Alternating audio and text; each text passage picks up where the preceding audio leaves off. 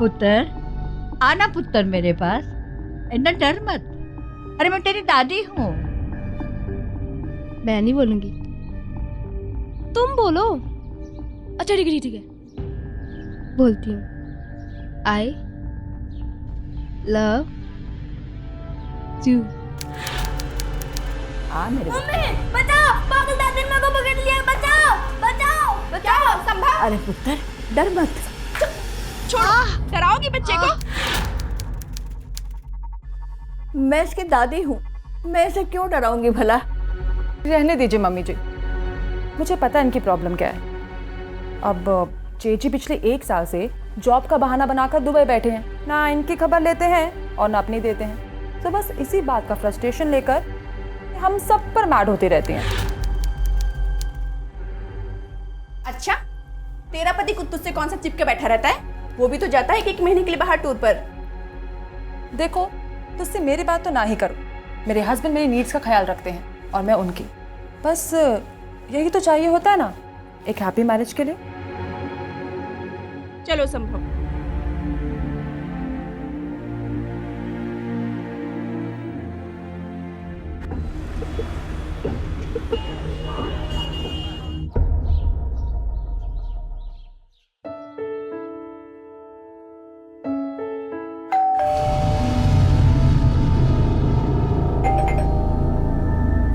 हाँ आ रही हूँ। आओ आओ।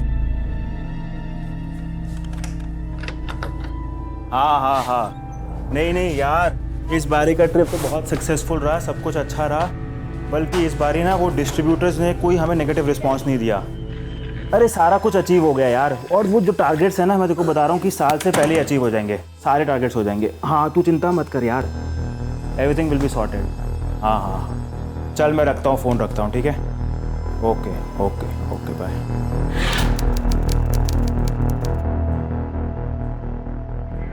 कार्तिक, यार कमाल है, ऐसा कोई करता है अपनी वाइफ के साथ? पूरे 20 दिन बाद वापस घर आए हो और घर में घुसे भी तो फोन पे बात करते हैं। यार तुम कितनी फिल्मी हो यार। मैं कोई बॉलीवुड एक्टर नहीं हूँ जो अपनी हीरोइन के साथ रोमांस करता फिरे। बहुत काम करने पड़ते हैं मुझे, जिंदगी में बड़ी मेहनत करनी पड़ती है कुछ करने के लिए। पर सब लोग मैनेज तो करते हैं ना कार्तिक। यार मुझे बहुत भूख लगी है कोमल, प्लीज़ कुछ खाने के लगाना। मैं अभी आ रहा हूँ फ्रेश होके। ओके।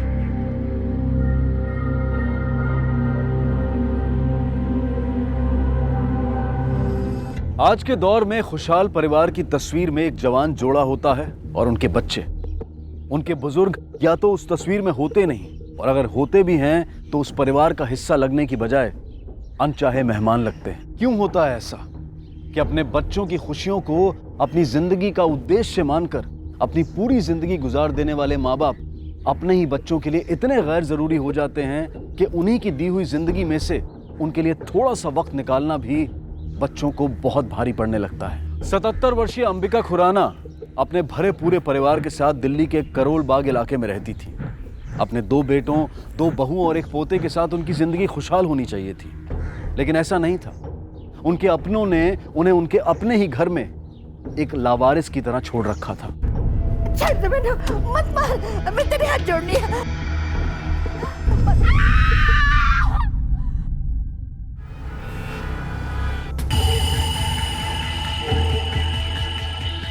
पूरे 1.25 महीने बाद आज तुमने फोन उठाया मेरा। हाँ, ऐसी कौन सी नौकरी कर रहे हो जो तुम्हें बात करने की फुर्सत नहीं है? तुम्हें ना मेरी फिक्र है और ना अपने बच्चे की। अरे मेरा तो नसीब ही फूट गया तुमसे शादी करके। यहाँ तुम्हारी माँ ने मेरा जीना हराम कर रखा है, और ऊपर से वो कोमल।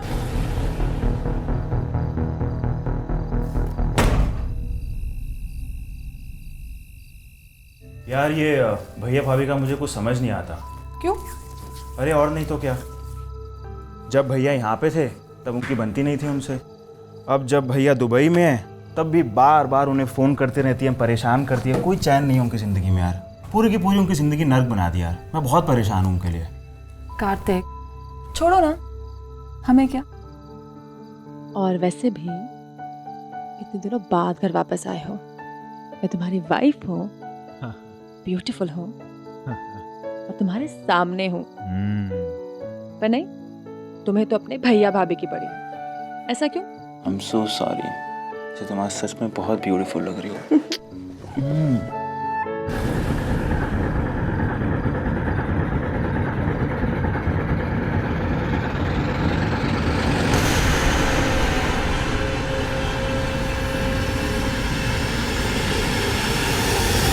खुराना हाउस में एक तरफ थी उपेक्षित बुजुर्ग अंबिका और दूसरी तरफ थी अनीता, जिसकी जिंदगी अपने पति से दूर रहने की वजह से नीरस हो चुकी थी। अनीता ना सिर्फ अपने अकेलेपन का सामना कर रही थी, बल्कि अपने बच्चे की जिम्मेदारी को भी अकेले संभाल रही थी। और इस सब की वजह से कड़वाहट उसके मन में लावा बनकर उबल रही थी। कार्तिक और कोमल इस परिवार का हिस्सा होते हुए भी जैसे इसका हिस्सा नहीं थे। कार्तिक अपने काम की जिम्मेदारियों में व्यस्त रहता था, तो कोमल की अपनी एक अलग ही दुनिया थी जिसमें किसी दूसरे के लिए कोई जगह नहीं थी। यानी उपेक्षा, बेरुखी, कड़वाहट और लापरवाही, ये वो कमजोर धागे थे जिनसे इस परिवार के रिश्ते आपस में बंधे हुए थे। और इनमें से किसी को अंदाजा नहीं था कि जब ये धागे टूटेंगे तो रिश्तों के साथ वो और क्या होगा जो बिखर जाएगा।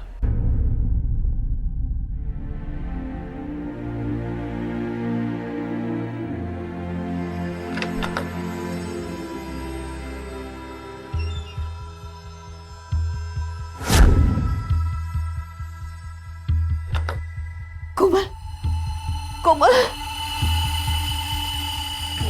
कोमल, अभी कोमल, कोमल,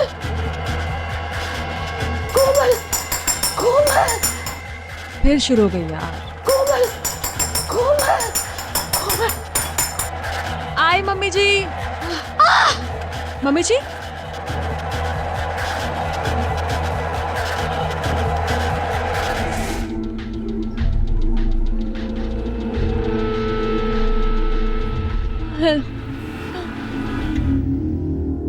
एक्सक्यूज मी मैम, मेरी वाइफ आई होंगी कोमल, वो कौन से रूम में? साहब।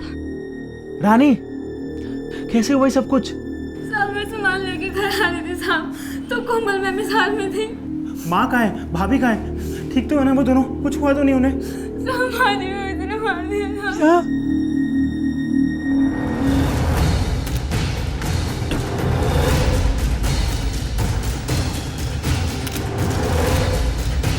सर, एक अंगूठी गायब हुई है। सिर्फ एक अंगूठी और कुछ भी नहीं? नहीं, और कुछ नहीं। माँ जी की अंगूठी थी, 2 लाख की थी, पर ज़्यादातर मेरी कबर्ड में रहती थी। सर, दरवाजे पे कोई फोर्स्ड एंट्री का निशान नहीं है। पोस्ट एंट्री के निशान नहीं है, लेकिन हॉल का सामान जिस तरह से बिखरा हुआ है, इरादा रॉबरी का ही लगता है। ताज्जुब की बात यह है कि सिर्फ एक अंगूठी चोरी हुई है और अनीता का कमरा भी बिल्कुल सही सलामत है। और सर, जिस तरह दिन दहाड़े ये सब कुछ हुआ है, लगता है कि जिसने भी ये किया है उसे पहले से पता था घर में सिर्फ 2 औरतें हैं। इनकी मेड ने कुछ बताया? सर, वो आधे दिन की छुट्टी पे थी। जब वो लौटी तो उसने कोमल को जख्मी हालत में पाया। आने वाले ने भी कोई जोर ज़बरदस्ती नहीं की है, लगता है किसी ने मदद की है उसकी, या फिर उसने डुप्लीकेट चाबी की मदद ली है। और जिस तरह से सिर्फ हॉल का ही सामान बिखरा हुआ है, लगता है उसने हमें गुमराह करने की कोशिश की है। ऐसा करो, घर वालों से पूछताछ करो, ड्राइवर से, मेड से, आसपास के दुकान वालों से भी। सर,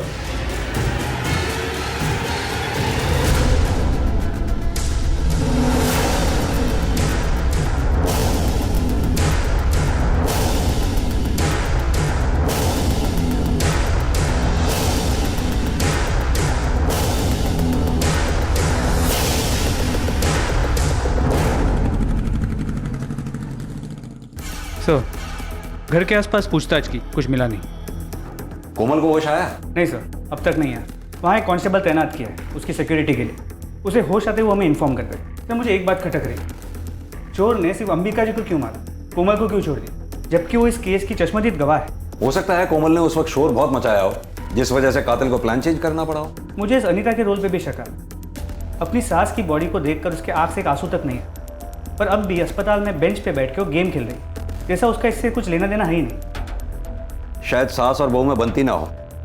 खैर, ये सब तो हम चेक कर ही लेंगे। फिलहाल उस अंगूठी को ट्रेस करो, चोर उसे बेचने की कोशिश जरूर करेगा। सर अंबिका जी का पोस्टमार्टम रिपोर्ट।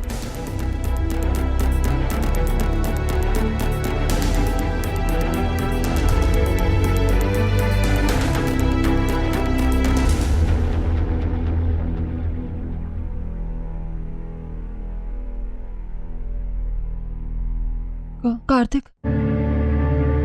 कोमल, कैसा फील कर रही हो अब? मम्मी जी,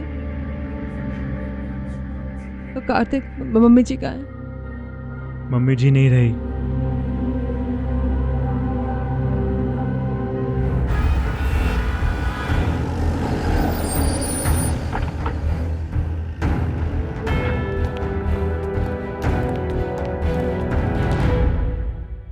कोमल जी, क्या हुआ था उस दिन?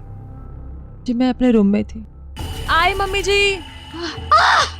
मम्मी जी, मम्मी जी।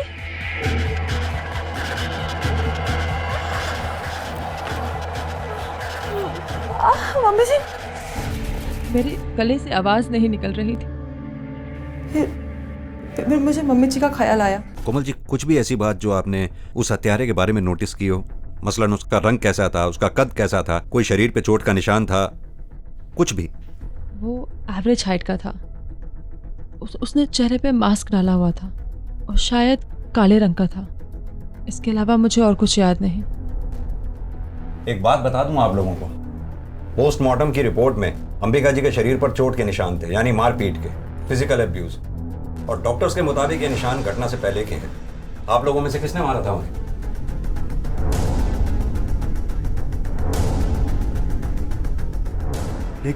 लेकिन ऐसा कैसे हो सकता है? रानी हमारी मेड उनका पूरा ख्याल रखती थी, खाना खिलाने से लेके नहलाने तक सब कुछ। मुझे नहीं पता था मेरी घर में मेरी माँ के साथ ऐसा व्यवहार हो रहा है। लेकिन ऐसा भी कैसे हो सकता है? आप लोगों की माँ थी, आप लोगों ने निशान ही नहीं नोटिस किए उनके? शायद बेड से गिर गई होंगी। आपने ठीक से सुना नहीं मैडम, मैंने क्या कहा? उनके शरीर पर मारपीट के निशान थे। बाय द वे, आपके पति कहाँ हैं? वो नहीं दिखाई दिया हमें जब से ये घटना घटी है। जी वो दुबई में जॉब करते हैं, खबर कर दी है।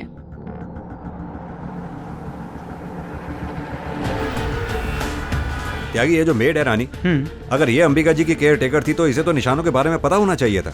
पर हादसे के बाद सबसे पहले घर में वही आई थी। एक काम करो, इस रानी को बुलवाओ और इस ड्राइवर से भी जरा पूछताछ करो, क्योंकि उसका इनके घर में बहुत आना जाना था। हो सकता है शायद उससे कुछ पता चले।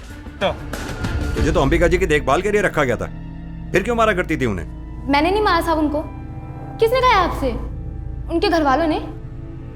साहब झूठ बोल रहे हैं वो लोग, सब के सब। साहब नफरत करते थे उनसे। अम्मा जी, अम्मा जी, हेलो, खाना खा लो। मैंने दवाई देनी है, ठीक है? खाना खा लेना। पुत्र, मेरे को काफी गहने हैं, बस मैं सारे गहने तेनू दे देंगे। बस तू सिर्फ एक को काम कर दे मेरा। कैसा काम? तू मैंने पुलिस स्टेशन ले चल, तो मेरी बहू मैंने मार डालेगी। कौन सी बहू? उन्होंने नाम नहीं लिया था साहब, और मैंने पूछा भी नहीं। क्या अनीता मैडम और क्या कोमल मैडम साहब, कोई किसी से कम नहीं है। उल्टा दोनों एक से बढ़कर एक हैं। अब कुछ दिन पहले की बात है। रानी आई। यार देखो इन्हें क्या चाहिए, मेरे को लेट हो रहा है। दे यार चाबी दे फटाफट।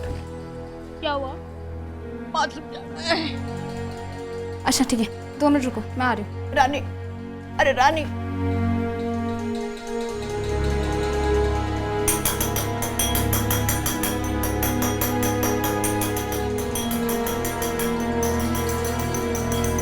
आ रही हूँ।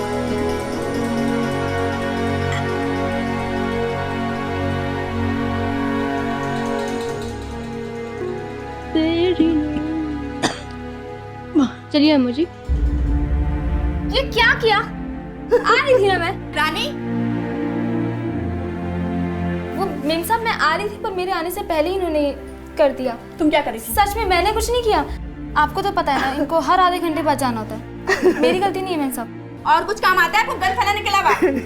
रानी, इनका पीने का पानी कम कर दो। 1 गिलास सुबह, 1 गिलास शाम। अच्छा अभी जल्दी से साफ करो, बदबू के मेरे सांस भी नहीं लिया जा रहा है।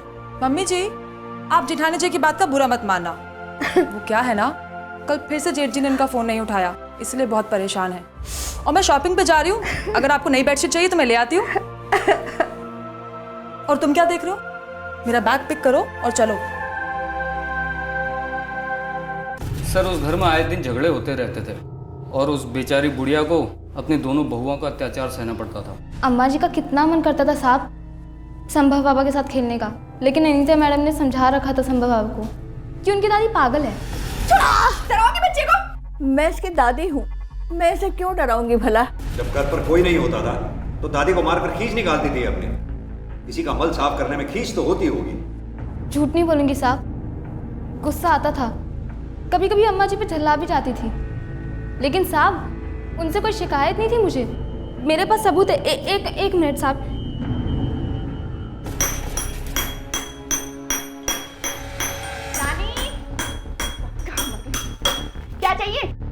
बात समझाना है। तेरे बाप की नौकरानी हो जो तुझे गोद में उठा के मुताने जाओ।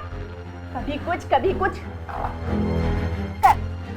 इतने नहीं। जब ये सब हो रहा था, बजाय इसे रोकने के तू वीडियो बना रही थी। तो साहब मैं क्या करती, उल्टा मुझे ही नौकरी से निकाल देती। आज इंटरनेट पर दुर्घटना और हादसों से जुड़े रियल टाइम वीडियोस की बाढ़ आई हुई है।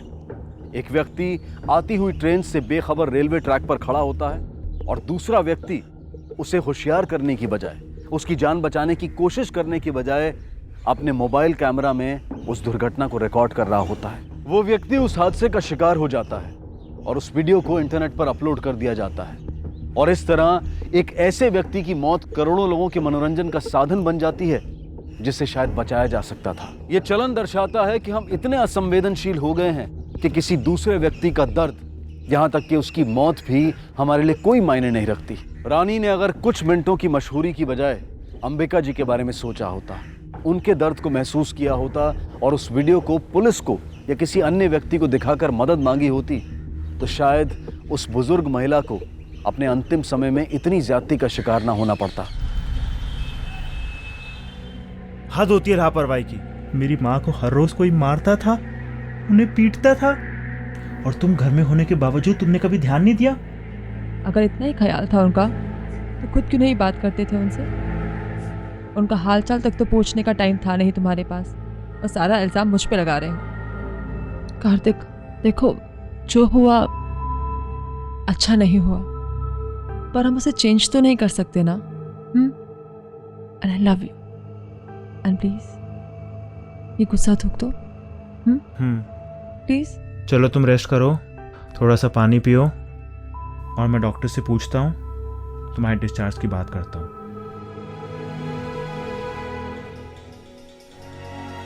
It's all okay. हाँ, तो हम कल तक डिस्चार्ज कर दें उसको। Don't worry. कार्तिक, भैया एक्सक्यूज मी। ये सब क्या हो गया? कुछ पता चला किसने किया ये? नहीं भैया, कोई इन्फॉर्मेशन नहीं है, अभी तो इन्वेस्टिगेशन जारी है, अभी कुछ पता नहीं चला। फ्लाइट नहीं मिली इसलिए देर हो गई आने में मुझको। लाइट नहीं मिली? कोमल कैसी है? ठीक तो है वो अब? उसको ठीक होने में टाइम लगेगा, लेकिन डॉक्टर्स कह रहे हैं कि कल तक डिस्चार्ज मिल जाएगा। चलो भगवान का शुक्र है, तू चिंता मत कर, सब कुछ ठीक हो जाएगा। भैया मुझे कुछ पेपर साइन करने हैं, मैं अभी आता हूँ, अब यहीं रहना। ठीक, चिंता मत कर, मैं हूँ कोमल के पास। अच्छा, कोमल की बहुत फिक्र है तुम्हें? कभी अपनी बीबी की भी फिक्र की? वैसे तो तुम्हारी कंपनी 1 साल से छुट्टी नहीं दे रही थी, आज दे दी? ताना मत दे मुझे, इतना बड़ा हादसा हो गया इसलिए यहाँ पर आया। बूढ़ी माँ का मरना इतना बड़ा हादसा हो गया, अब बीबी का रोज रोज मरना वो नहीं दिखता? तेरा दिमाग खराब हो गया, जगह तो देख ले।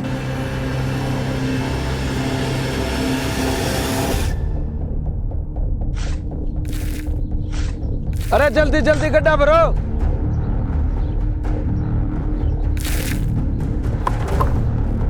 अरे ठेकेदार साहब जल्दी आओ, भाग के किसी का हाथ पड़ा हुआ है।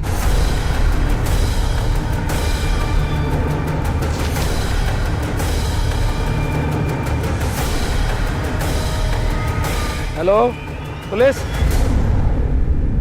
क्यों नहीं अच्छे? क्यों नहीं अच्छे? जब देखो कुछ ना कुछ।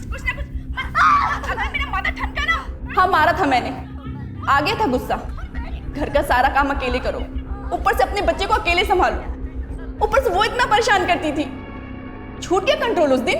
तो जैसे आप गुस्से में उन्हें माना करती थी, ऐसे ही गुस्से में मारने का प्लान बना दिया होगा। अरे आपको क्या लगता है सिर्फ मैं अकेली थी जो उनको मारती थी? वो कोमल के दूध की धुली हुई है। मम्मी जी,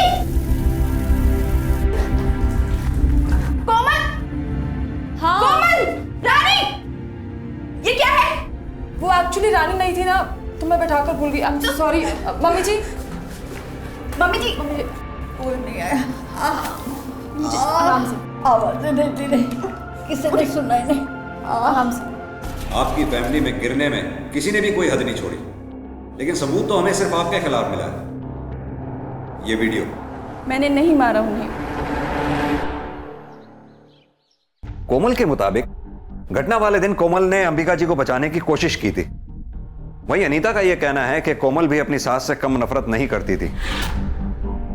अब सवाल यह उठता है कि कोमल ने जो हमें कहानी सुनाई वो कहीं झूठी तो नहीं? सर ये अमृत और कार्तिक दोनों घर के बेटे हैं, पर दोनों को ये नहीं पता कि घर में क्या चल रहा है। ऐसा कैसे हो सकता है? अमृत तो चलो दुबई में काम कर, लेकिन कार्तिक तो उसी घर में रहता है वहीं। उस अंगूठी के बारे में कुछ पता चला? नहीं सर, लेकिन हमारी खबरें नजर रखे हुए हैं, लेकिन किसी ने भी उसे बेचने की कोशिश नहीं की है। हो सकता है कि केस ठंडा होने का वेट कर रहे हो। इन सब में से किसी पे भी भरोसा नहीं किया जा सकता।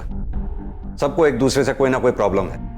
एक काम करो, इन सबके कॉल रिकॉर्ड्स निकलवाओ, पता करो कि घटना वाले दिन कौन किस वक्त क्या कर रहा था। सर वीडियो देखी हमने, आप माँ को मारती थी। हिम्मत कैसे हुई आपको मेरी माँ को मारने की? समझती क्या अपने आप को आप हैं? मेरी माँ थी वो। मन करता है तुम्हारे हाथ पैर मैं यही तोड़ डालूं। मुझे तो यकीन नहीं आ रहा कि तूने शर्म आ रही कि तुझ जैसे औरत से शादी की मैंने। अच्छा, अब भी मुझ पे शर्म आ रही है, खुद पर नहीं, जो बीवी बच्चे की जिम्मेदारी छोड़ के दुबई जा बैठे। देख बकवास मत कर। मेरी छोड़ो और अपनी कहो। तुम्हें तो पता था ना तुम्हारी माँ बूढ़ी है, लाचार है, फिर क्यों जाके दुबई बैठ गई? और तू कार्तिक, तेरा मन मेरा हाथ तोड़ने का कर रहा है। कभी अपने हाथों से इनकी गंदगी साफ की? खाली पैर छूने से प्यार नहीं होता है। कभी उनके पास बैठ के 2 मिनट बातें भी की? बड़ा आया मेरा हाथ तोड़ने वाला। सर कार्तिक के कॉल रिकॉर्ड से कुछ डाउटफुल नहीं मिला। हादसे के वक्त वो ऑफिस में था, मैंने ऑफिस से कंफर्म किया। कोमल के कॉल रिकॉर्ड्स भी क्लीन है, लेकिन अनीता के कॉल रिकॉर्ड से एक इंटरेस्टिंग बात पता चली है। पिछले कुछ दिनों से एक नंबर से लगातार बातचीत कर रही थी। ये नंबर किसी दिनेश के नाम पे रजिस्टर्ड है। सर हमने टेलीकॉम ऑपरेटर से दिनेश का एड्रेस लेके उसके घर गए थे, लेकिन उसका घर लॉक्ड है, शायद वो शहर के बाहर है। ऐसा करो, अपना एक आदमी प्लेन क्लोथ में उसको इस घर के बाहर 24 घंटे के लिए खड़ा कर दो। जी सर, दिनेश के घर की तरफ लेना। ये दिनेश कौन है? अनीता जी मैं आपसे पूछ रहा हूं, ये दिनेश कौन है? दिनेश दोस्त है मेरा।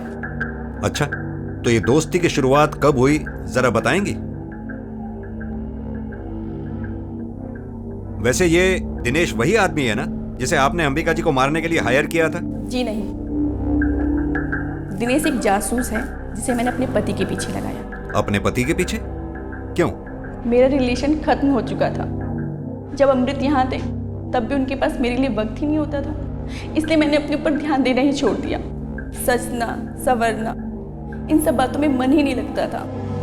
लेकिन मन में एक उम्मीद थी कि इस बार जब अमृत वापस आएंगे तो फिर से एक कोशिश करूँगी अपने रिश्ते को सही करने की। एक दिन उनके बैंक का स्टेटमेंट आया, तब मुझे पता चला कि वो दिल्ली के एटीएम से पैसे निकाल रहे हैं। तो यानी वो दुबई में नहीं थे, दिल्ली में थे? और मुझे यकीन था कि जरूर उनका किसी और के साथ चक्कर चल रहा है, और अपने यकीन को पक्का करने के लिए ही मैंने दिनेश को उनके पीछे लगाया। तो क्या बताया दिनेश ने? कुछ नहीं, जब भी पूछो यही बताता है कि पता लगा रहा हूँ, बताऊँगा। और यहाँ तक कि मम्मी की मौत के बाद भी जब अमृत वापस आए तब भी उन्होंने मुझसे झूठ बोला, और उनकी इन्हीं हरकतों की वजह से मेरे मन में नफरत भर गई सबके लिए, और इसीलिए मैंने मम्मी जी के साथ भी। अनीता जी अपनी गलती छुपाने के लिए आप अपनी बेचारगी की आड़ मत लीजिए। आपका और आपके पति के बीच में जो कुछ भी होता था वो आपका पर्सनल मैटर था, इसमें अंबिका जी हरगिज़ जिम्मेदार नहीं थी। आपने जो कुछ भी किया ये निहायत ही घिनौनी हरकत थी। बजाय शर्मिंदा होने के आप बहाने बना रही हैं।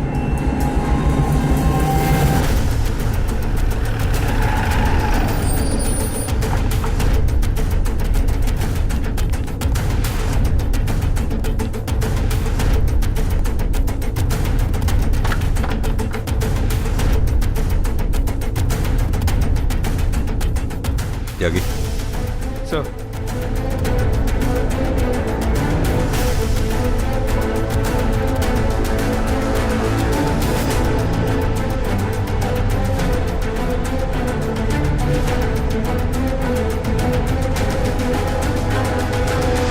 सर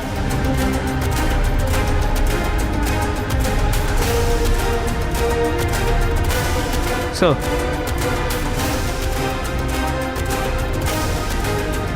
सर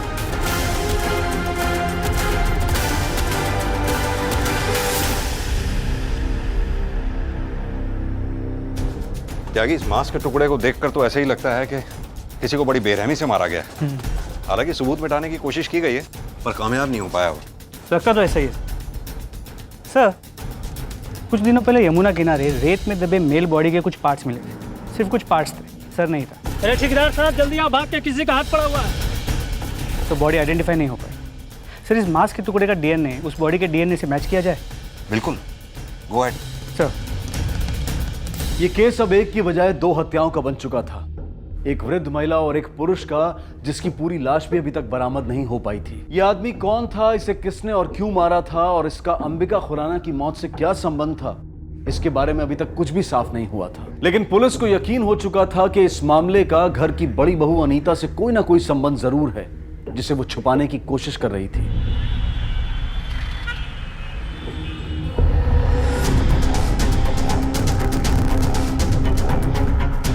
तो ये है तुम्हारा दुबई का होटल, ले चलो इसे। अब तू ये बता कि माजरा है क्या, वो भी डिटेल में। सर, दुबई मुझे सूट नहीं किया, इसलिए मैं वापस लौट आया। लेकिन मैं घर नहीं गया और ना ही मैंने किसी को बताया। मैं अपनी बीवी की शक्ल देखना नहीं चाहता था, नफरत करता था मैं उससे, इसलिए तो दुबई गया था जॉब करने के लिए। दोबारा उसके साथ नहीं रह सकता था मैं। तो दिनेश को क्यों मारा तूने? दिनेश कौन सर? मैं किसी दिनेश को नहीं जानता।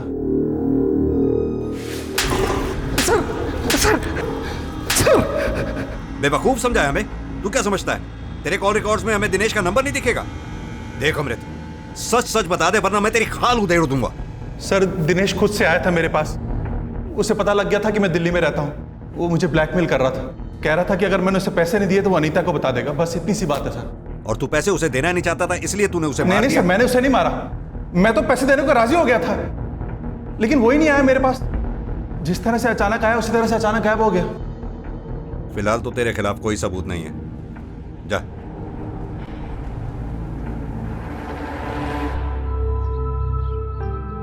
तबीयत कैसी है अब तुम्हारी? Feeling any better? आराम से आराम से।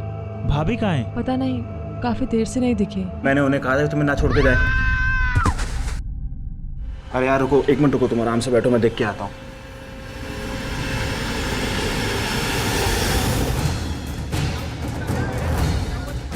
भाभी! सर, एम्बुलेंस कुछ ही देर में आ रहा है।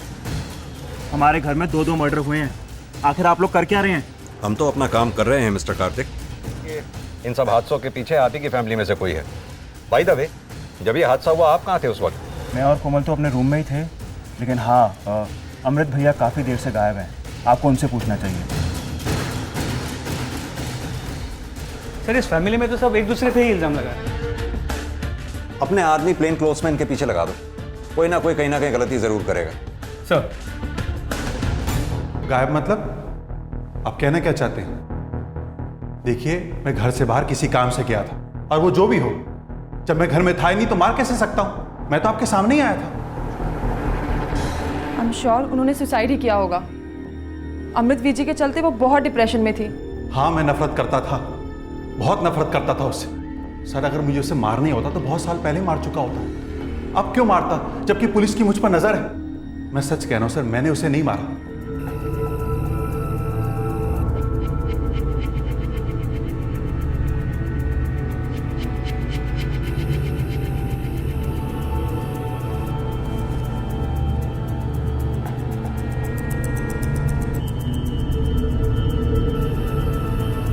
Hello sir.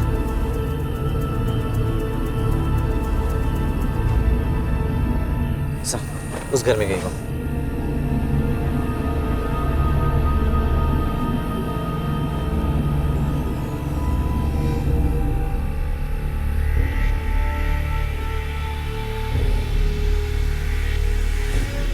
यह है कौन? सर चले? नहीं, मुझे देखना है वो कहाँ जा रहा है।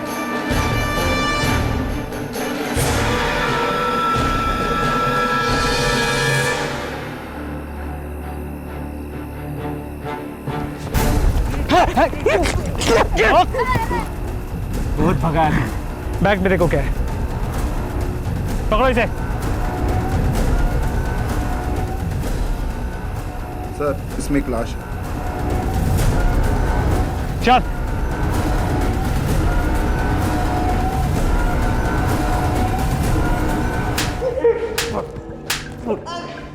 देख, हमें सब पता चल चुका है। तुझे रंगे हाथों पकड़ा है हमने लाश के टुकड़ों के साथ। बच तो तू पाएगा नहीं। तू सच सच बता दे वरना मुफ्त में हड्डियां तोड़वाएगा अपनी। बोल।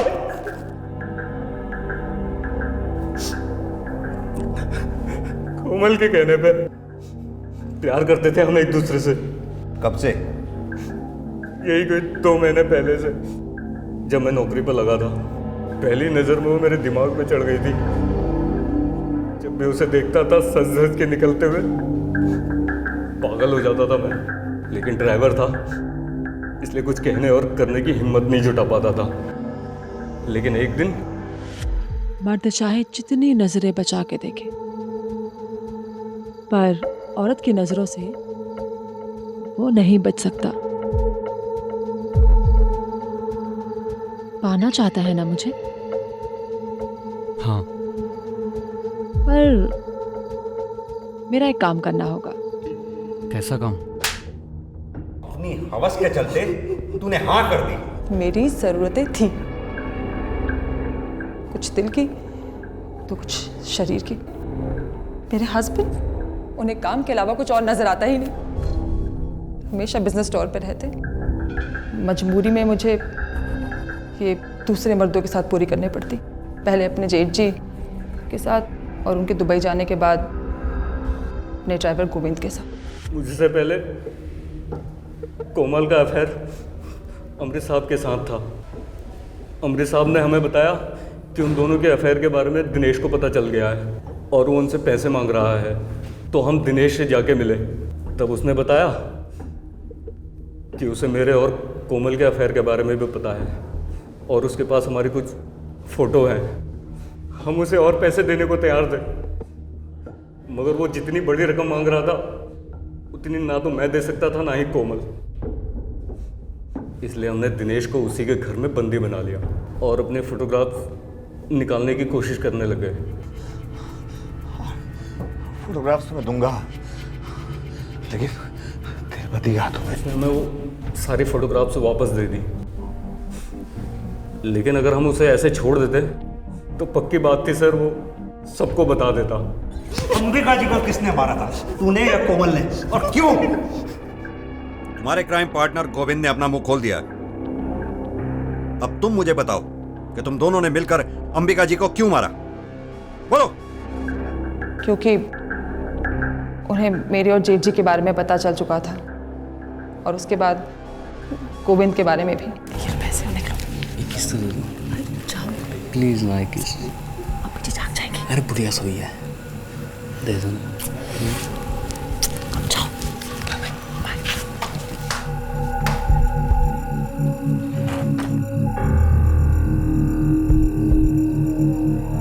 कोमल, अमृत के बाद एक ड्राइवर के नाल एक तो अच्छा नहीं कर रही है। तो बता दोगे अपने बेटे को? बताना होता तो अमृत के वक्त ही बता देती, और मैं अपने पुत्र का कार नहीं तोड़ना चाहती। मैंने कई बार सोचा कि जब वो किसी को कुछ बताने वाली नहीं है तो मुझे क्या फर्क पड़ता है, पर नहीं, मुझे फर्क पड़ता था। उनकी वो टक टक की आवाज, जब भी वो आवाज करती मुझे लगता वो मेरा मजाक उड़ा रही। तो बस मैंने फैसला कर लिया।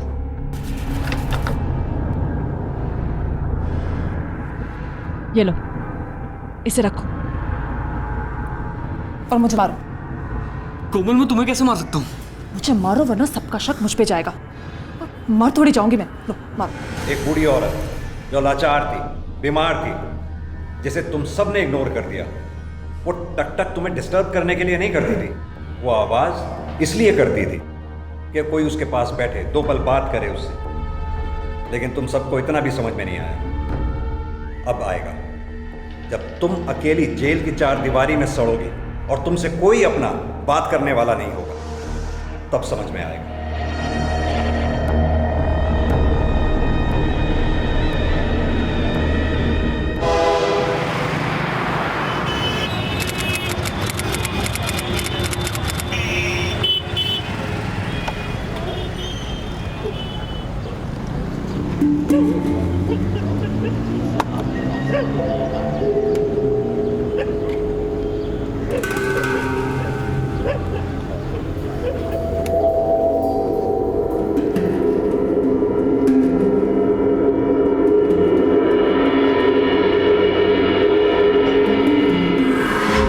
केशव, केशव, रहा है तू? बस 5 मिनट अभी। और देर हो जाएगी तो? नहीं मम्मी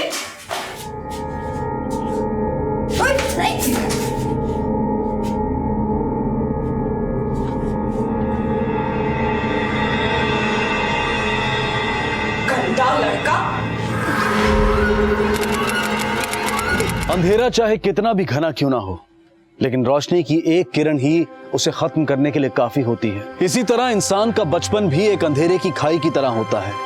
अगर सही परवरिश और सही दिशा की किरण ना मिले तो पूरा जीवन अंधकार में खो जाता है। एक बच्चे के लिए उसके माता पिता का साथ और सहयोग उतना ही जरूरी होता है जितना कि सांस लेने के लिए हवा। और कभी कभी जब ये साथ और सहयोग दोनों ही नहीं मिलते, तब अपराध का एक ऐसा अंकुर फूटता है जिसकी चपेट में आकर एक नहीं बल्कि पूरा परिवार और समाज सब घायल हो जाते हैं।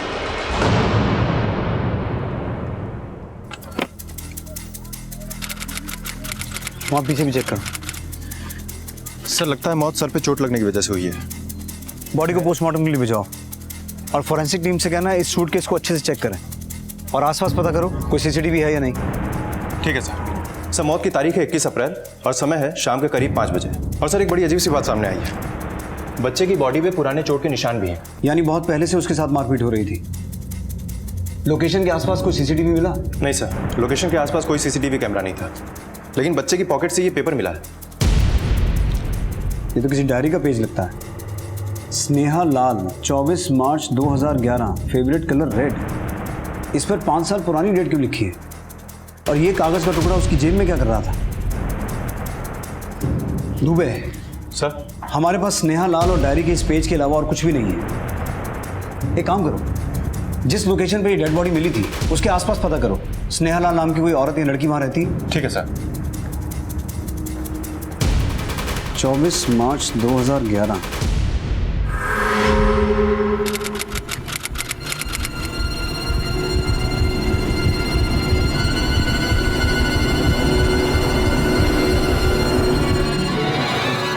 क्या कर रहे हो ये? मैम सर बच्चे की बॉडी को अभी तक किसी ने भी क्लेम नहीं किया है।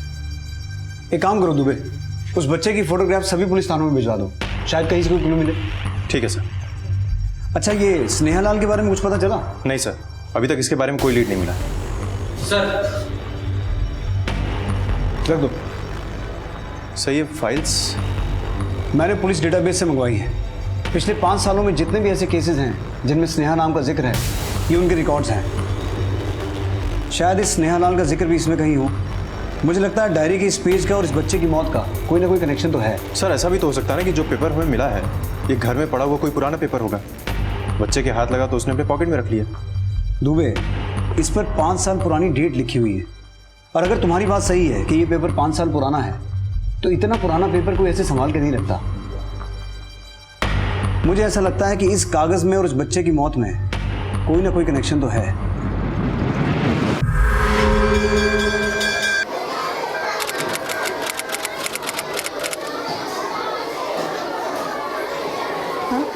मैम क्या कर रहे थे?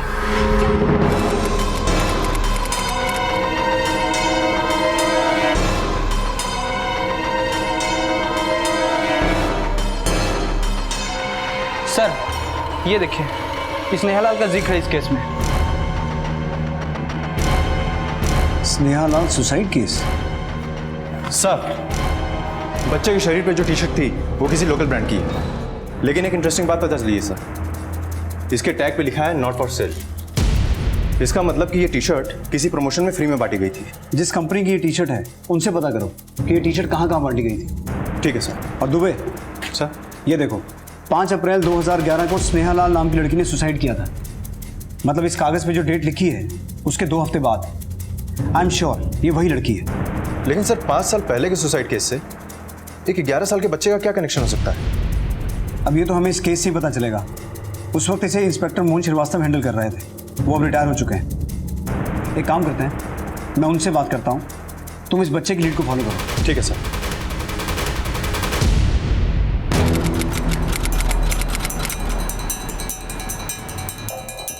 इस फैक्ट्री का इंचार्ज कौन है? सर मैं ही यहाँ का प्रोडक्ट मैनेजर हूँ सर। ये टी शर्ट आप ही की फैक्ट्री से बांटी गई थी? सर ये टी शर्ट तो हमने टीचर्स डे के प्रमोशन के लिए सारी स्कूल में बांटी थी सर। आपको चाहिए तो मैं उनकी लिस्ट दे देता हूँ।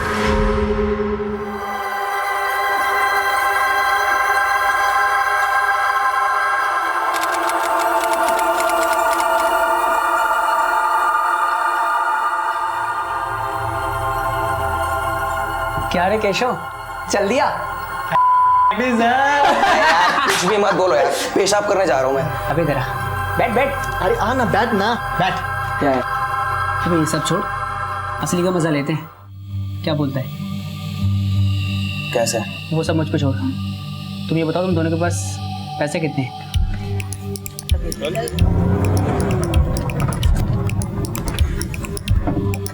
चलेगी?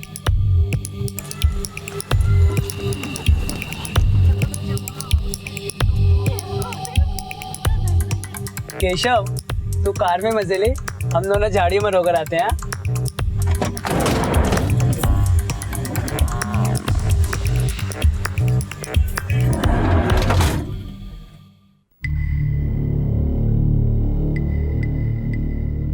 क्या हुआ? करंट लगा? पहली बार है तेरा? सुनना, घर से पैसे चुरा के लाया क्या मस्ती करने के लिए? एक बात बताओ, तेरे अंदर ना मर्दानगी की कमी है। अबे चुप कर, हट। Police police police. ये केस मुझे अभी भी याद है। स्नेहा लाल, उम्र कुछ 35 साल, ओपन एंड शट केस था। पंखे से लटक के सुसाइड की थी इसने। और हाँ, इसकी एक बेटी भी थी। उस बेटी ने हमें बताया था कि सुसाइड करने से पहले ये गुमसुम रहती थी, और सारे सबूत भी यही बता रहे थे। स्नेहा लाल के सुसाइड का इस बच्चे की मौत से क्या कनेक्शन हो सकता है? कहीं ऐसा तो नहीं कि ये बच्चा स्नेहा लाल का कोई रिश्तेदार हो? अभी ये बात तो सिर्फ स्नेहा की बेटी ही बता सकती है। उसका आखिरी एड्रेस है इस फाइल में।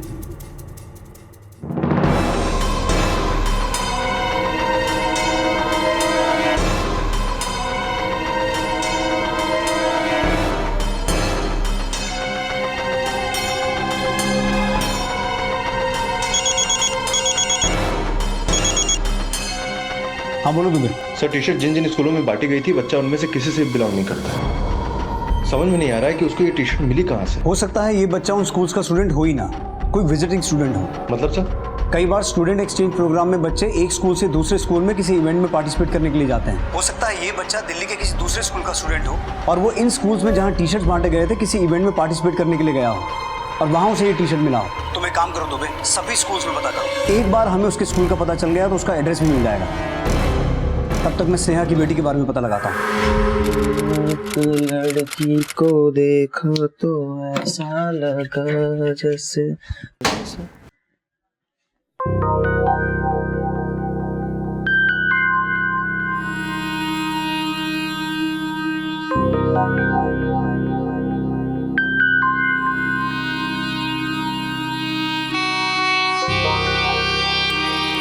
अबे साले, बैठे बैठे ताकता रहेगा पूरी लाइफ, या जाकर बोलेगा भी?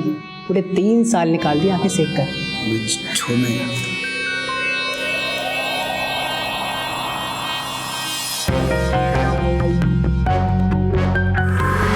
सर, स्नेहा की बेटी का एड्रेस चेक किया हमने, वो अब वहाँ नहीं रहती। पड़ोसी ने बताया कि शादी के बाद वो घर छोड़ के चली गई थी। तो उसका नया एड्रेस पता करो। Okay sir. हाँ दुबे। सर, लिस्ट में जितने भी स्कूलों के नाम थे, मैंने सबके एक्सचेंज स्टूडेंट्स की लिस्ट चेक कर ली और मैंने बच्चे की फोटो क्रॉस चेक भी कर लिया है स्कूलों के स्टूडेंट्स विजिटिंग रिकॉर्ड्स में। फिर? सर, बच्चा दिल्ली के किसी जेपी पब्लिक स्कूल से सेंट जोसेफ कॉन्वेंट स्कूल आया हुआ था क्रिकेट टूर्नामेंट के लिए। ये टी शर्ट भी उसे वहीं मिली थी सर। बच्चे का नाम? सर, बच्चे का नाम मोहित है और मैं उसके घर का एड्रेस पता लगाने के लिए उसके स्कूल ही जा रहा हूँ। ठीक है। ये तो हमारे स्टूडेंट है। मुझे इसका एड्रेस और इसके पेरेंट्स का कॉन्टैक्ट नंबर चाहिए।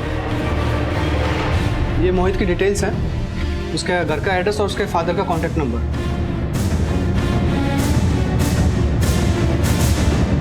मुझे इसका जेरोक्स चाहिए। जी सर। क्या तब तक मैं मोहित के क्लासमेट से मिल सकता हूँ? जी सर। बेटा, मोहित आप लोगों का दोस्त था ना? अच्छा, आप लोग बता सकते हैं कि मोहित कितने दिनों से नहीं आ रहा है? लगातार 6-7 दिन। बेटा, तुम मोहित के बारे में कुछ बता सकती हो?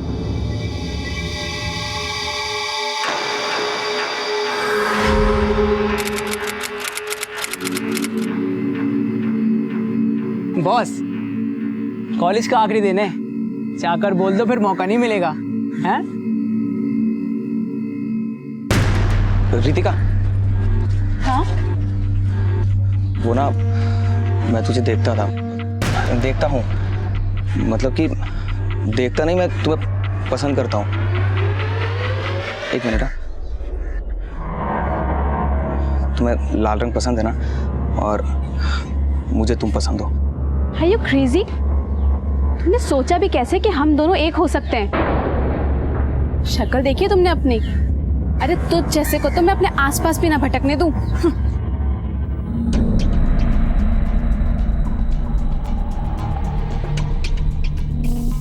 और सुन, दूर से ही देखते रहे, पास आने की औकात भी नहीं है तेरी।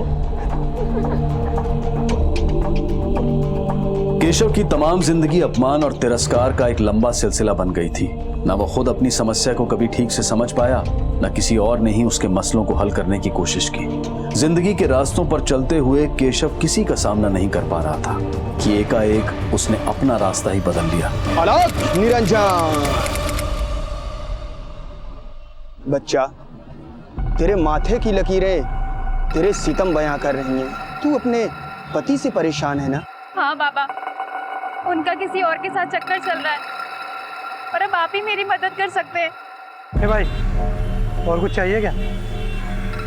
आज रात एक और निपटने वाली है।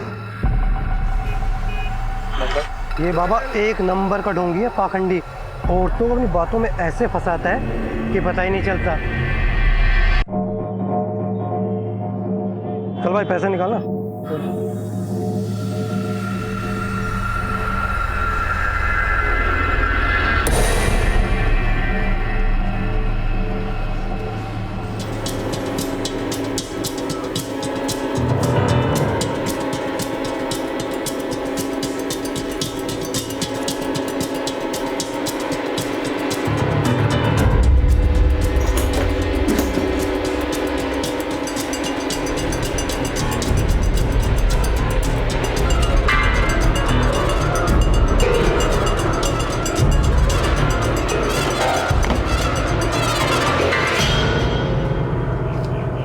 बाबा, आपको यकीन है इसके अलावा और कोई समाधान नहीं है?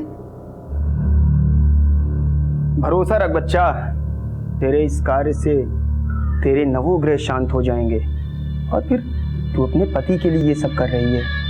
सुहाग के लिए, पति के लिए किया गया कार्य अपराध नहीं होता।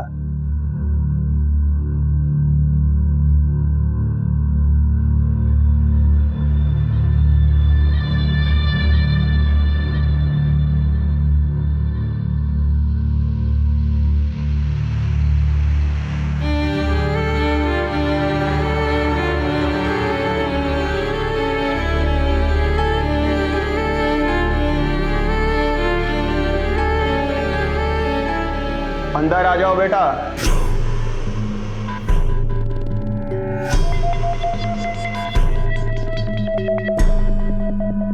डरने की कोई जरूरत नहीं है, अंदर आ जाओ। बाबा ने बहुत तपस्या की है, बाबा की नजर चारों तरफ रहती है। बाबा, मुझे ना आपका भक्त बना लो। मेरी जिंदगी की मुश्किल है, ये औरतें और सेक्सी है। मुझे उन पे काबू पाना सिखा दीजिए बाबा, काबू पाना सिखा दीजिए बाबा। तथास्तु, आज से तुम हमारे भक्त हुए।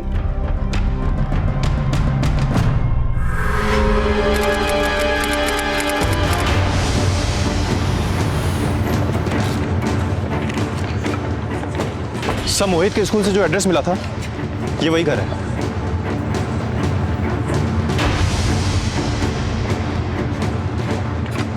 पर यहां तो ताला है।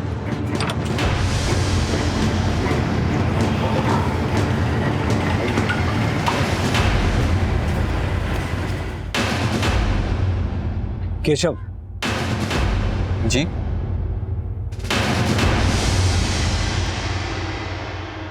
सॉरी, इन्हें हर थोड़ी देर में दवा देनी होती है। कैंसर ना फैले इसलिए डॉक्टर ने जुबान काट दी। इसलिए कभी कभी तकलीफ होती है तो दर्द की दवा देनी होती है। से आप कुछ कह रहे थे कि आपको मेरे बेटे की लाश मिली है कहीं सूटकेस में। अपने बेटे की मौत की खबर सुनकर कुछ खास अफसोस नहीं हुआ आपको? ये जरूरी तो नहीं कि हर इंसान के दर्द एक्सप्रेस करने का तरीका एक ही हो। मेरी माँ को देखिए, बोल नहीं सकती लेकिन अपनी आंखों से सारा दर्द बयां कर रही है। मोहित यही रहता था आपके साथ? मैंने कहा मोहित यही रहता था आपके साथ? नहीं, वो अपनी माँ के साथ रहता है। मधु मेरी एक्स वाइफ, डिवोर्स के बाद वो अपने साथ ले गई थी। लेकिन स्कूल में तो एड्रेस यहीं का है। बदलना भूल गई होगी। आप मिलते रहते थे मोहित से? ज्यादा नहीं, महीने में एक बार। आखिरी बार यही कोई 20 दिन पहले मिला था। मधु का एड्रेस? बड़ा अजीब आदमी है केशव। ऐसा लग रहा था उसे अपने बेटे से प्यार ही नहीं है। सर कितने दिन हो गए इसके बच्चे को गायब हुए और इसको खबर तक नहीं। स्वरूप नगर का एड्रेस दिया उसने मधु का। हो सकता है मधु ने वहां में से कंप्लेंट लिखवाई हो। मैं उसे एरिया थाने में पता करता हूँ सर।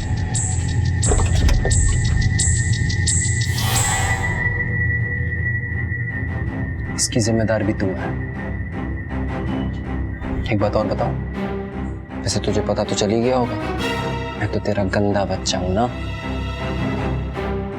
इसलिए ये दवा पेन किलर नहीं, पानी था। हर बार दर्द में ही क्यों बोलूं? तू कैसे बोलेगी? तेरी तो जबान ही कट गई है ना।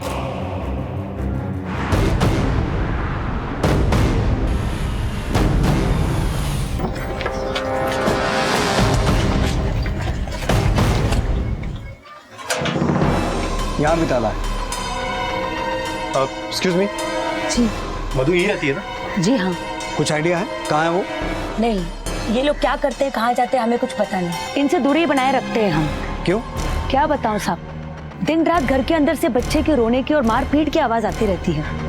मधु का मिलना बहुत जरूरी है। उसकी पड़ोसन की बातों से वही सस्पेक्ट लग रही है। सर मुझे भी ऐसा लगता है कि मधु का इस हत्या से कोई ना कोई। सर आप मेरे घर आए थे, जैसे मुझे पता चला मैं यहाँ चली आई। सर क्या हुआ? आप? सर मैं मधु, मेरी बेटी का क्या हुआ सर? पानी गर्म कर दिया मैंने, मैं बाहर जा रहा हूँ।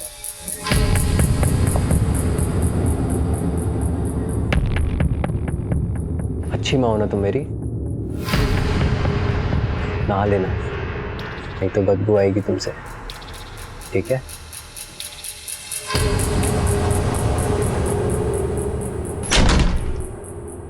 आपकी पड़ोसन ने हमें बताया कि आपके घर से मारपीट और मोहित के रोने की बहुत आवाजें आती हैं। क्या ये सच है? क्या आप मोहित को मारती थी? हाँ ये सच है, लेकिन मुझे ऐसा करना पड़ता था उसे डिसिप्लिन सिखाने के लिए। वो अपने बिगड़े हुए बाप की संगत में आ रहा था, गंदे कामों में पड़ गया था वो। किस तरह के गंदे काम?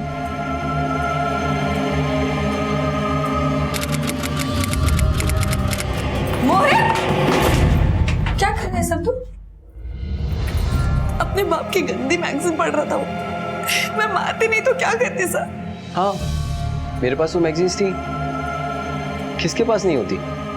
मेरा बेटा क्यूरियस हो रहा था तो मैंने उसे एजुकेट करने की कोशिश की, सेक्स एजुकेशन वीडियोस दिखा के।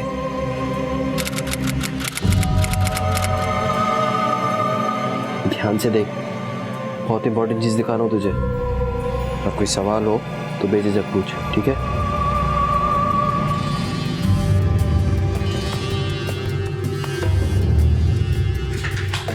क्या कर रहे हो? अरे निकलो ऐसे, निकलो। अरे क्या कर रहे हो आप? मैं क्या कर सकता हूँ सर, मधु ने इसे भी गलत समझा। गलत तो उसने किया है मेरे साथ।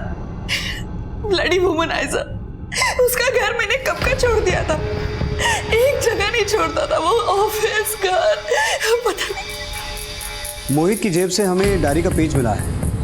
आप बता सकती हैं स्नेहा लाल कौन है और इसका मोहित से क्या कनेक्शन है? नहीं सर, मैं किसी स्नेहा लाल को नहीं जानती। गंदी माँ मत बनो, आराम से खाओ। मुंह खोलो, मुंह खोलो।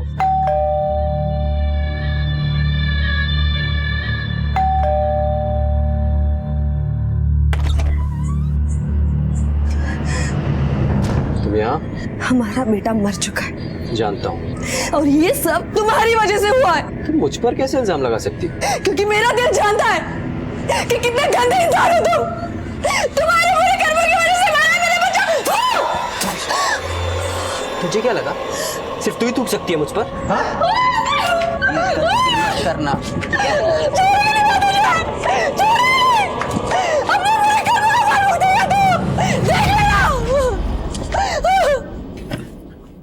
सर, मैंने केशव के बयान की जांच कर ली है। जिस वक्त मर्डर हुआ वो समय अपने ऑफिस में ही था और मैंने उसके कॉल रिकॉर्ड्स भी चेक कर लिए। ऐसा कुछ हाथ नहीं लगा सर जिससे उस पर शक किया जा सके। सर मुझे तो लगता है कि उसका इस मर्डर में कोई हाथ नहीं है। ऐसा भी तो हो सकता है कि मोहित की हत्या केशव से बदला लेने के लिए की गई हो। मतलब सर? मधु बता रही थी कि केशव के बहुत सारे अफेयर्स रहे हैं। एक जगह नहीं छोड़ता था वो, ऑफिस, घर। हो सकता है केशव की किसी माशूका ने केशव से बदला लेने के लिए मोहित को मारा हो। 132?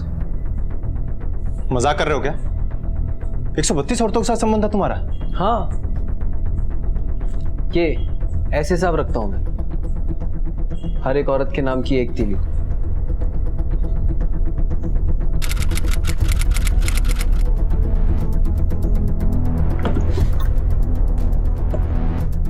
अरे वाह, अगर इतनी ही जल्दी मेरी कला सीखते रहे, वो दिन दूर नहीं जब तुम्हारे पास इतनी कन्याएं होंगी कि गिनती करना मुश्किल होगा।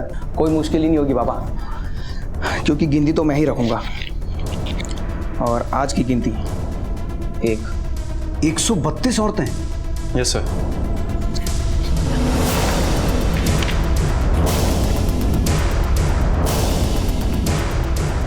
ये पेज तो इसी डायरी का लग रहा है। हो ना हो ये केशव हमसे जरूर कुछ छुपा रहा है। दुबे सर, एक काम करो, इस डायरी में जितनी भी औरतों के नाम हैं सबके मोबाइल नंबर्स और एड्रेस निकालो। पता लगाने की कोशिश करो कि मर्डर के वक्त मधु के घर के आसपास कौन था। मैंने तो उनको झूठ बोल दिया कि क्या हुआ? अरे उनकी चिंता मत करो, तुम अंदर चलो। पर ये है कौन? अरे बताता हूँ ना, लेफ्ट बेडरूम।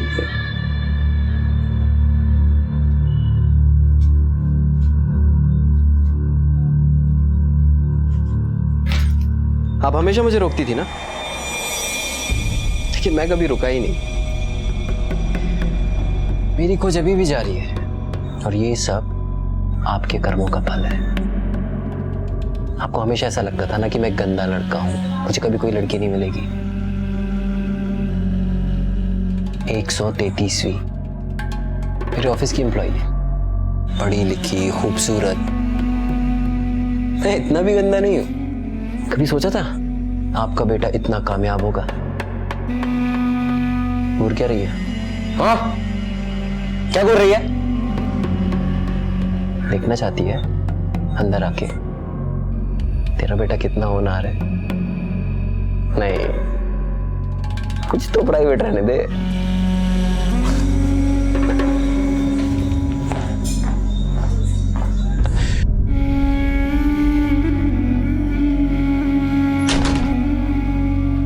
केशव का यह विकृत रूप, यह हवस का खेल दरअसल उसकी मां के प्रति उसकी शिकायत थी। लेकिन मां न संकेत समझ पा रही थी और ना ही अपने बेटे का पुराना दर्द। उसे तो उसकी हर हरकत में सब कुछ गंदा ही नजर आ रहा था। ऐसे में ये विकृति कब अपराध का रुख कर गई कुछ समझ ही नहीं पाया।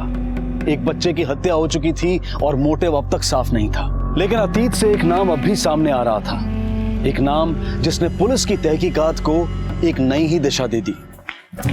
सर, डायरी में जितने भी औरतों का नाम था मैंने सबकी लोकेशन चेक कर ली है। मर्डर के वक्त कोई भी केशव और मधु के घर के आसपास नहीं था।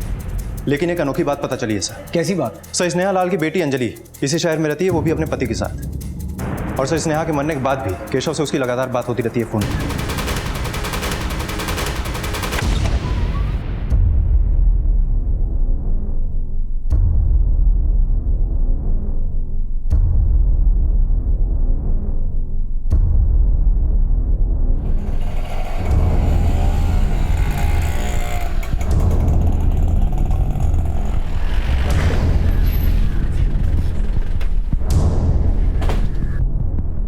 आप लोग फिर से? स्नेहा लाल कौन थी? अफेयर था हमारा, काफी दिन चला। बाद में मालूम हुआ उसने सुसाइड कर लिया। तुम्हारी वजह से? नहीं, वो पहले से ही डिप्रेस थी। और उसकी बेटी अंजलि, उसके साथ टच में हो तुम? हाँ, उसकी शादी हो गई, खुश है वो। तुम्हारे बेटे के जेब से हमें एक पेपर मिला था उस पर स्नेहा लाल का नाम लिखा था और उसका फेवरेट कलर रेड। मैं अपने बेटे से कुछ नहीं छुपाता, अपनी डायरी भी दिखाई थी उसे। अब उसने पेपर फाड़ा नहीं फाड़ा, क्या किया मुझे नहीं पता। हम सब पता लगा लेंगे, किसने फाड़ा, क्यों फाड़ा, सब पता चल जाएगा। चलो। बहुत दुख की बात है सर, जो कुछ भी मोहित के साथ हुआ। मैं उसे जानती थी, 1-2 बार हम लोग मिले भी हैं। और केशव के साथ कैसा रिश्ता है आपका? केशव तो और भी अच्छे हैं।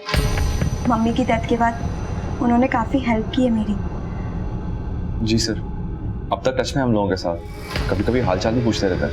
अंजलि, आपको कभी ऐसा लगा कि आपकी माँ स्नेहा की सुसाइड के लिए केशव जिम्मेदार है? नो सर, माँ हमेशा डिप्रेस्ड रहती थी, उनमें सुसाइडल टेंडेंसीज थे। ठीक है, आप लोग जा सकते हैं। Thank you sir. अभी तक जितने भी लोग मिले हैं सबके मुंह से केशव की बुराई सुनी है, पर ये दोनों तो उल्टी कहानी सुना रहे हैं।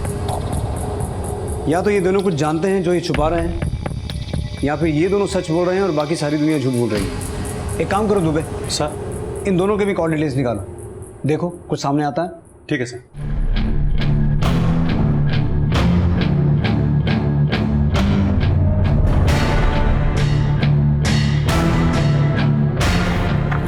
सर, मैंने अंजलि और उसके पति अश्मित के कॉल रिकॉर्ड चेक कर लिए हैं। मर्डर के समय दोनों घर पे ही थे, लेकिन सर अंजलि के फ़ोन से ज़्यादातर कॉल्स केशव को गए हैं। रात दिन दोनों में खूब बातें होती हैं। कहीं ऐसा तो नहीं कि अंजलि को भी केशव ने अपने जाल में फंसा लिया हो?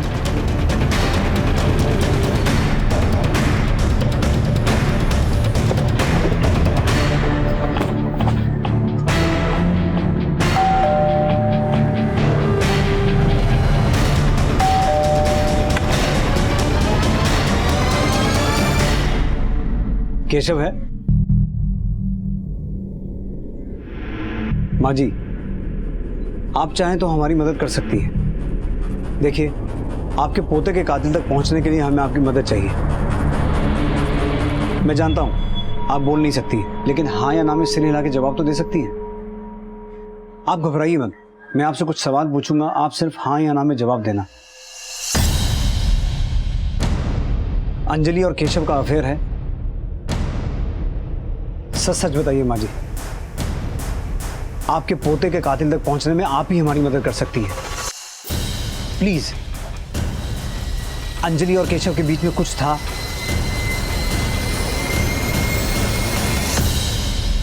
सर, ये केशव तो बड़ा अजीब आदमी है। स्नेहा के साथ साथ उसकी शादीशुदा बेटी के साथ भी अफेयर। सर, मुझे ऐसा लगता है कि अश्मित को इन दोनों के अफेयर के बारे में मालूम चल गया होगा और फिर केशव से बदला लेने के लिए उसने मोहित की जान ले ली। अब इसका जवाब तो वही देंगे, लेकर आओ। Sir, affair? नहीं सर, आप लोगों को कोई गलतफहमी हुई है। अंजलि का अफेयर नहीं सकता, बल्कि वो तो मुझसे बहुत प्यार करती है। पर हमें तो कुछ और पता चला है। सर, आपको कुछ गलत पता चला है। मुझे अंजलि पर पूरा भरोसा है। आपने एक शक के बेसिस पे मुझ पे इल्जाम लगाने यहाँ बुलाया है? शक करना हमारा काम है अंजलि, और तुम्हारे अफेयर के बारे में हमें केशव की माँ ने खुद बताया है। तो फिर कीजिए शक। और कोई बात इसलिए सच नहीं हो जाती क्योंकि उसे एक बूढ़ी औरत ने कहा है। जिस दिन आपके पास मेरे अगेंस्ट में कोई पुख्ता सबूत हो, आ जाइएगा मुझे अरेस्ट करने।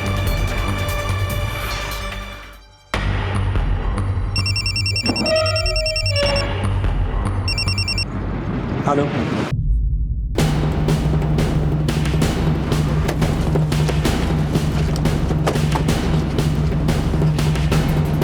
इसका मतलब कि मोटिव चोरी चकारी का नहीं था, किसी ने बदले की भावना से मारा इसे। अगर रास्ते में कोई सीसीटीवी है तो उसकी फुटेज निकलवाओ फौरन, बॉडी को पोस्टमार्टम के लिए भिजवाओ और इसकी बीवी मधु को इन्फॉर्म करो। ठीक है सर। लेकिन उसके जाने में एक हत्या का रहस्य हल होने की बजाय खुद केशव की हत्या ही अपने आप में एक सवाल बनकर खड़ी हो गई। केशव को कौन मार सकता है? सर, केशव के संबंध में तो सस्पेक्ट्स की लिस्ट बहुत लंबी होगी। न जाने कितनी औरतें होंगी जो उसे मरा हुआ देखना चाहती होंगी। लेकिन सवाल ये उठता है दुबे कि केशव और मोहित का कातिल कोई एक है या दो अलग लोग? सर, मधु को हर जगह ढूंढ लिया, वो कहीं नहीं मिली। नहीं मिली? नहीं सर, कहीं ऐसा तो नहीं कि मधु ने ही केशव को मारा, उसके बाद गायब हो गई? अगर ऐसा है तो जरूर किसी दोस्त या रिश्तेदार के घर छुप के बैठी होगी। तलाश जारी रखो, पता करो कहाँ जा सकती है। सर, सीसीटीवी की फुटेज आ गई।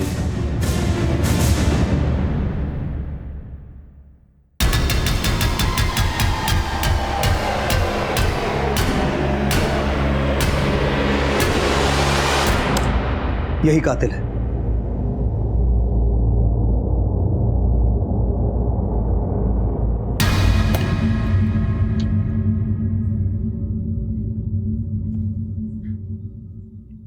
नफरत करती थी मैं उससे। बेटा था तो क्या, कलंक था वो। और बर्दाश्त नहीं होता था और जी नहीं सकती थी मैं इस कलंक के साथ। मैंने उसकी चाय में अपनी नींद की गोलियां मिला दी। सोचा था जब बेहोश हो जाएगा तो घर में ही खत्म कर दूंगी उसे, लेकिन दवा का असर होने में समय लगा और वो घर से निकल गया। फिर मैंने उसका पीछा किया।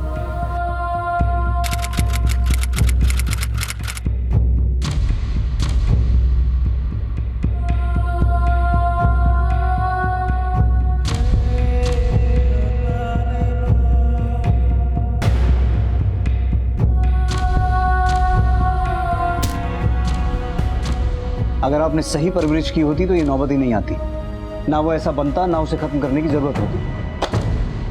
अब ये बताइए मोहित को क्यों मारा? सच सच बताइए, मोहित को क्यों मारा?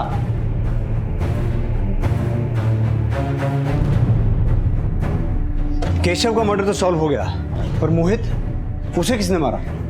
सर मधु अभी भी गायब है। कहीं ऐसा तो नहीं मधु ने भी अपने बेटे को मार दिया जैसे सारिका ने केशव को मारा? सर मधु मिल गई है, अपनी एक दोस्त के घर पे थी।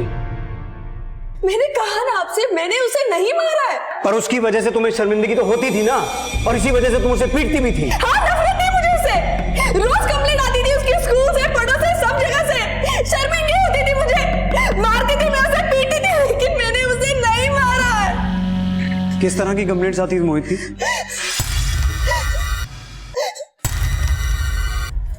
हाँ बेटा, ला मुझे। कैसा रहा आज स्कूल में? अच्छा गया दिन। हाँ चलो बैठो वहां से। हाँ अमर श्रीवास्तव जी, तुम्हें हमारे साथ चलना होगा पुलिस स्टेशन।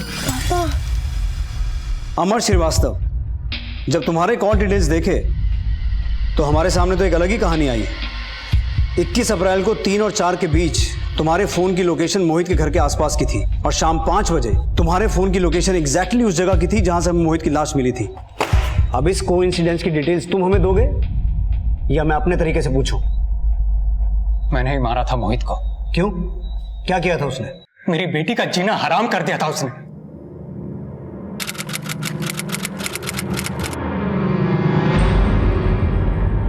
स्नेहा, तुम गर्ल्स टॉयलेट में क्या कर रहे हो? तुम्हें लाल रंग पसंद है ना? हाँ। मुझे पता था, क्योंकि मैं पापा की गर्लफ्रेंड स्नेहा लाल को भी लाल रंग पसंद था। ये देखो, इसलिए मैं हमेशा ये पर्ची अपने साथ रखता हूँ। पर मैंने सूटकेस को बंद किया और सुनसान जगह पे ले जाके फेंक दिया। क्या हासिल हुआ उसे मारकर? तुम कानून की मदद ले सकते थे, किसी एनजीओ की मदद ले सकते थे, लेकिन कानून को अपने हाथ में लेकर तुमने एक मां से उसका बेटा छीन लिया और अपनी खुद की बेटी से उसका बाप।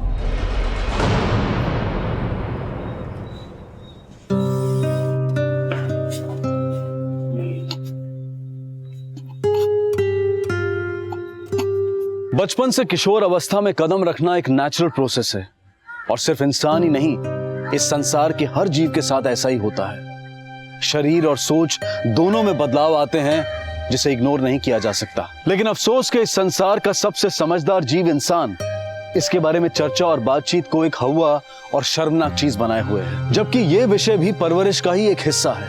हमें ये समझना चाहिए कि सवाल को दबाने से हल नहीं मिलते, गुस्से से कभी कोई मसला हल नहीं होता, बल्कि जिज्ञासा बढ़ती है। और अगर उस वक्त सही परवरिश और मार्गदर्शन ना मिले तो यही हश्र होता है जो केशव और उसके परिवार के साथ हुआ। अब मैं अनूप सोनी आपसे विदा लेता हूं, फिर मुलाकात होगी अगले एपिसोड में एक और चौंका देने वाले केस के साथ। तब तक अपना और अपने परिवार का ख्याल रखें और देखते रहें क्राइम पेट्रोल डायल 100। सबक एक को सीख हम सबको। जय हिंद। क्राइम पेट्रोल के और भी दिलचस्प कहानी देखने के लिए हमारे चैनल को सब्सक्राइब करें और बेल आइकॉन दबाना न भूलें।